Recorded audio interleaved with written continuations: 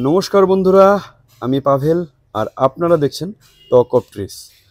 আজকের প্রতিবেদন অ্যাডিনিয়ামের যত্ন পরিচর্যা এবং ঠিক কিভাবে এটার খাবার কি, মিডিয়া কি, সে সমস্ত নিয়ে।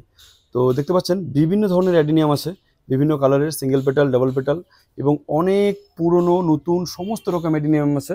এবং এখানে দেখতে পাচ্ছেন অ্যাডিনিয়াম গাছে ফলও ধরে আছে, যেটার বীজ থেকে চারাও তৈরি হবে। অ্যাডিনিয়ামের কাটিং থেকেও চারা হয়, এরকম বীজ থেকেও কিন্তু চারা হয়। আর কর্ডেসটাও দেখতে পাচ্ছেন অসাধারণ সুন্দর। তো কীভাবে বা কতদিনে আপনারাও এরকম তৈরি করতে পারবেন এবং এগুলোর মিডিয়াটা কি, সেগুলো সমস্ত কিছু জানবো। এবং ফুলগুলো আগে একটু দেখাই, বেশ অসাধারণ সুন্দর সুন্দর কালারের ফুল দেখতে পাচ্ছেন ডাবল পেটালের। এদিকেও একটা দেখতে পাচ্ছেন দারুণ সুন্দর কালার। তো প্রতিটা গাছ দেখার মতন, প্রতিটা ফুল কিন্তু দেখার মতন। অ্যাডিনিয়াম খুব সহজেই হবে, একদম কম পরিচর্যা যদি আপনারা বাগান করতে চান তাহলে বাগানে অবশ্যই অ্যাডিনিয়াম করুন। আরও একটা অসাধারণ সুন্দর মিষ্টি কালারের সিঙ্গেল পেটেলের, দেখুন এটা কিন্তু তারপরেও অসাধারণ সুন্দর দেখতে এবং কালারটাও দেখতে পাচ্ছেন বেশ দারুণ মিষ্টি কালার। তো খুব কম পরিচর্যা করতে পারেন। তো এই অ্যাডিনিয়াম যার হাতে তৈরি সেই দিদির সঙ্গে একটু পরিচয় করব আর জানবো ঠিক কিভাবে এগুলো তৈরি হয়েছে। তো দিদি, সংক্ষেপে একটু পরিচয়টা। নমস্কার, আমি প্রিয়াঙ্কা। আমার বাড়ি কোচবিহারে। আমি একজন স্কুল শিক্ষিকা। আর আপনারা যেই বাগানটা দেখতে পাচ্ছেন, এই বাগানটার নাম পল্লব ছায়া। আমি নিজেই এই বাগানটা পরিচর্যা করি।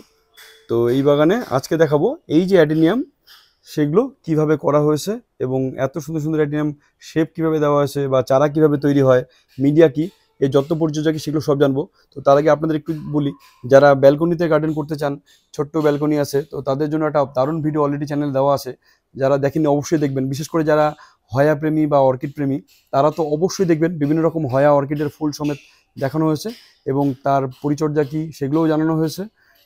তো অবশ্যই ভিডিওটা দেখবেন, ভালো লাগবে। তো আজকে এখন দেখাচ্ছি এই যে অ্যাডিনিয়াম, এইটার দিদি সব থেকে ভালো মিডিয়া কিসে হচ্ছে? অ্যাডিনিয়ামের মিডিয়া অনেকেই অনেক কিছু করেন, মিডিয়াতে মাটিও দেন না, কিন্তু আমি মিডিয়াতে একটু মাটি দেই। আমার অনেকে যেমন আবার দেখছি সিন্ডারও করে। হ্যাঁ, করে। তার জন্য এবার আমি একটু সিন্ডার মিক্স করলাম, জানি না রেজাল্ট কি হবে। তো এখানে কি কি মিডিয়াতে করা আছে? এখানে হচ্ছে বেশিরভাগ 80% বালি। আমি তার সাথে 1 মুঠ করে মাটি দিয়েছি। আচ্ছা, আর সঙ্গে ভার্মি আছে। ভার্মি না, গোবর সার। হ্যাঁ, গোবর সার আছে।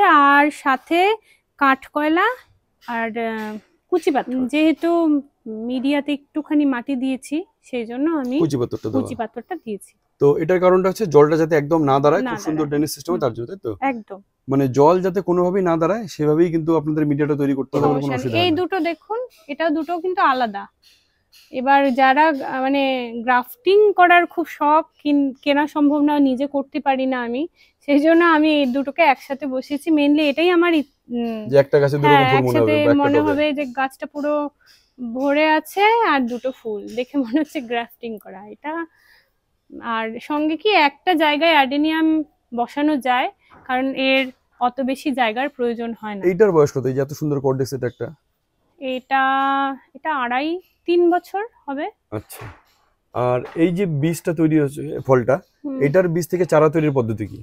এই বীজপত্রটা দেখতে পাচ্ছেন, এটাকে দুপাশে একটুখানি বেঁধে দিতে হয়, নাহলে এটা ফেটে যায়। আচ্ছা। দুপাশে এখনো যেহেতু ম্যাচিওর হয়নি, বাঁধিনি, কিছুদিন পরে রংটা দেখলেই বোঝা যাবে শুকিয়ে আসছে, তখন দুপাশে দুটো দড়ি দিয়ে বেঁধে দেবো যাতে ফেটে গিয়ে না বেরিয়ে যায়। তারপরে যখন ম্যাচিওর হয়ে যাবে, বীজপত্রটা ফেটে যাবে, তুলে নিয়ে সেটা কোকোপিট আর বালি মিক্স করে সেখানে বীজগুলো আলাদা আলাদা করে বসিয়ে দিলে হয়ে যায়। আর সঙ্গে আবার এইভাবেও হয়, শুধু বালি আছে, কয়টা মানে জায়গা ছিল না, এইভাবে বসিয়ে দিয়েছিলাম, এই চারা হয়ে গেছে। ও বীজগুলো জাস্ট পুঁতে দেওয়া হয়েছে? হ্যাঁ, বীজগুলো শুধু পুঁতে দিয়েছি। তো আপনারা কিন্তু দেখতে পাচ্ছেন, যাদের মানে হয়তো বাগান করার শখ আছে কিন্তু গাছ কিনতে যেতে পারেন না, নিজেরাও কিন্তু চারা তৈরি করে এরকম বেশ বড় বাগান করতে পারবেন। তো অল্প খরচে বাগান করতে চাইলে বেশ কিছু গাছ আছে, তার মধ্যে এই অ্যাডিনিয়াম একটা, যেটা আপনার এটা কেটেও তো সুন্দর চারা তৈরি হবে। এই গাছটাই আমার ডাল কেটে চারা করা। তো দেখুন, ডাল কেটেও সেটা ওই একই ভার্মি মাটিতে বসানো আর কি, কোকোপিট সেম মিডিয়া। আচ্ছা, ওই মিডিয়াতেই জাস্ট কোকোপিট আমি দেই না। আচ্ছা, ওটাতে কেটে খালি গোড়ায় কি মানে গোড়ায় ফাঙ্গিসাইডটা একটু লাগিয়ে, রুট হরমোন দেই না আমি, তারপরেও হয়ে যায়, আরামসে হয়ে যায়। এটা হয়েছে। আর একটা জিনিস আমি দেখাতে চাই, এই গাছের মধ্যে শুধু অর্কিড নেই, অনেক কিছু, সরি অ্যাডেনিয়াম নেই, অনেক কিছু আছে, শাকঠাক হয়ে যায়। এই দেখো, সেগুলো তোলা হয়তো তোলা হয়, তুলে তুলে খেয়ে নেই। তো আমি কয়েকদিন থেকে বৃষ্টি থাকার জন্য মাটি খোঁচাতে পারছি না, এই গাছগুলো প্রচুর বেড়ে গেছে এগুলো।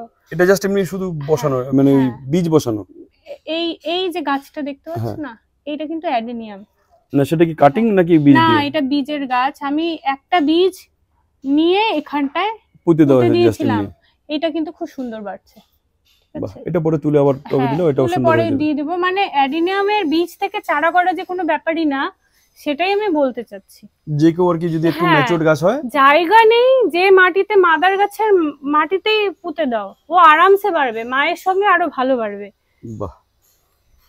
এবার আসছি, এদের পরিচর্যা কি, এদের কি স্প্রে করতে হয় বা খাবার কি দিতে হয় বা কতদিন পরে দিতে হয়? আমার সত্যি কথা বলতে কি, আমি একটু খাওয়ার স্প্রে ঠে করাতে একটু অলস, খুব কম করি, যার জন্য অনেক গাছের ক্ষতিও হয়েছে। এই যে এই জায়গাটা একটু পচে গেছিল, আমি ফাঙ্গিসাইডও লাগাইনি, সত্যি কথা। এমনি খুব কম দেওয়া হয়। তবে এই যে এইগুলো হবে না যদি একটু ফাঙ্গিসাইড লাগিয়ে দাও। হ্যাঁ, এই যে এখানেও হয়েছে, তো ফাঙ্গিসাইড লাগালে এবার এই প্রবলেমগুলো হবে না। এটা আমার একটু। আর খাবার কতদিন পর দিতে হয়? খাবার আমি শুধু হাড় গুঁড়ো দিই। কতদিন পর পর? হাড় গুঁড়ো তো একবার দিলে অনেকদিন, মানে একটা এরকম যদি 8 ইঞ্চি মতন টব হয়, তার জন্য কতটুকু দিতে হবে? আমি 2 চামচ হাড় গুঁড়ো দিয়ে দিই, আর একটুখানি তোমার সামান্য কাঠ কয়লার গুঁড়ো একটু দিয়ে দিই, ছাই যেটাকে আর কি বলে, ফাঙ্গিসাইড। এটার বয়স কত? এটা বেশ সুন্দর কর্টেক্স তৈরি হয়েছে। হ্যাঁ, এগুলো অনেক বয়স, তো দেখতে পাচ্ছেন 3-4 বছর। তো একদম অল্প জায়গাতে যারা বাগান করতে চান তারা কিন্তু অবশ্যই করতে পারেন এই অ্যাডেনিয়াম। আচ্ছা, এইটার জন্য, এটা তো এখানে যেখানে আছে এটা একটা শেডের তলায় আছে, এবং এটা পশ্চিম দিকের রোদটাই শুধু হয়তো একটু জাস্ট পায়, তো তাতেও হচ্ছে। শেডটা কিন্তু ফাইবার শেড, রোদটা পায়, ফিল্টারড লাইট পায়, তাতে কিন্তু ফুল হচ্ছে। সবাই যে বলেন যে অ্যাডেনিয়াম ওপেন রাখতে হবে বা কিছু, ওপেন থাকলে অবশ্যই খুব ভালো ফুল আসবে, কিন্তু এইভাবে রাখলেও কিন্তু ভালো হয়। ওই আমি এবার শেডের মধ্যে কেন রেখেছিলাম, এটা আমার শিল পড়ে, এত বড় শিল পড়ে একটা অ্যাডেনিয়ামের কর্ডেক্স পুরো ফুটো করে দিয়েছে। হ্যাঁ, কুচবিহার এবার ওই শিলিয়ে সবার বাগানের, সেই জন্য তখন তুলে যে রাখছি, আর আমি সরাইনি। তারপর থেকে কিন্তু ভালোই ফুল দিচ্ছে এখানে, প্রত্যেকটা গাছে ফুল, তারপরে যে বীজ দেখলেই বোঝা যায়। তাহলে যাদের ব্যালকনিতে হয়তো পশ্চিম দিকে, হ্যাঁ, এটা খুব কড়া রোদটা যদি পায়, এইভাবে কিন্তু রাখলে আমার মনে হয় কোনো অসুবিধা হওয়ার কথা না। আমার তো ফুল ফুটছেই। তো দেখুন, এইভাবে কিন্তু যাদের পশ্চিম দিকে ব্যালকনি তারাও কিন্তু এইভাবে অ্যাডেনিয়াম করতে পারেন। আর এমনি ওপেন জায়গা থাকলে তো অবশ্যই হবে, তবে হ্যাঁ, খুব বৃষ্টি মানে বাঁচিয়ে রাখতে হবে, মানে অতিরিক্ত বৃষ্টি যখন হয় তখন কিন্তু একটু শেডে রাখতে হবে, তখন রুটের প্রবলেম শুরু হবে। তো একটু মোটামুটি বৃষ্টি বাঁচিয়ে যদি রাখতে পারেন, ফুল সানলাইটও থাকবে, কোনো অসুবিধা নেই, কিন্তু সানলাইট যদি কম হয় তাতেও হবে। তো খুব সহজভাবে করতে পারেন এই অ্যাডেনিয়াম, দারুণ সুন্দর ফুল হয়, গাছগুলো দেখতে অসাধারণ সুন্দর হয়, এবং অল্প জায়গাতে অনেক গাছ রাখতে পারবেন। তো যারা ভিডিওটি শেষ পর্যন্ত দেখলেন তাদেরকে অসংখ্য ধন্যবাদ। ভিডিওটি ভালো লেগে থাকলে অবশ্যই লাইক করুন, শেয়ার করুন, কমেন্ট করুন। এরকম আরও ভিডিও কিন্তু আমার চ্যানেলে আসবে, তার জন্য সাবস্ক্রাইব করতে অবশ্যই ভুলবেন না। ধন্যবাদ সবাইকে।